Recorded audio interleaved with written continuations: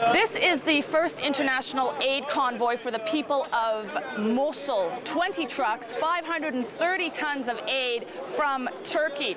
Tents, food, clothing, blankets, all primary needs for the thousands that are fleeing. Yet, while 1 million people are still in Mosul, only about 5,000 have been able to escape the grip of ISIL on the outskirts of the city since the operation began last week. So aid agencies are bracing for a possible massive displacement in the days to come.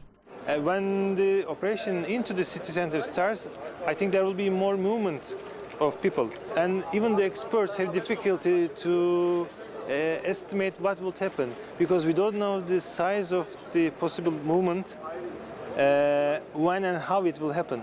So it will change the needs and, of course, the reaction.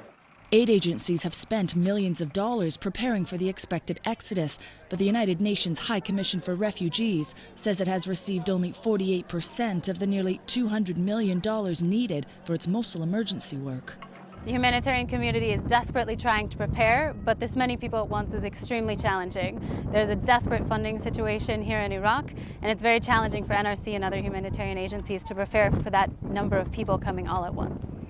Camps are being built, but many more are needed to accommodate the numbers expected.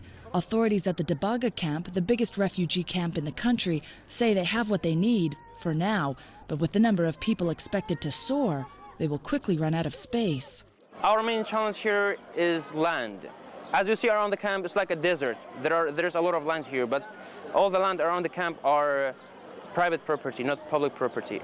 But right now we cannot get this land from the owners because they want money in return of the land. And it's the UNHCR protocols that you cannot use a piece of land for the refugees or IDPs in return of money. While upwards of 80 villages have been liberated in the push towards Mosul, it will take months, if not years, to restore the necessary services needed to make them livable again, leaving aid agencies planning well into the future. As the sun sets here over the Dabaga refugee camp, a fresh offensive by Peshmerga forces is expected at sunrise on the town of Bashika. Thousands of people have been displaced by this offensive, and hundreds of thousands more are expected to be as coalition forces continue their advance on ISIL stronghold here in Iraq, Mosul. Natalie Carney for CCTV at the Dabaga refugee camp in northern Iraq.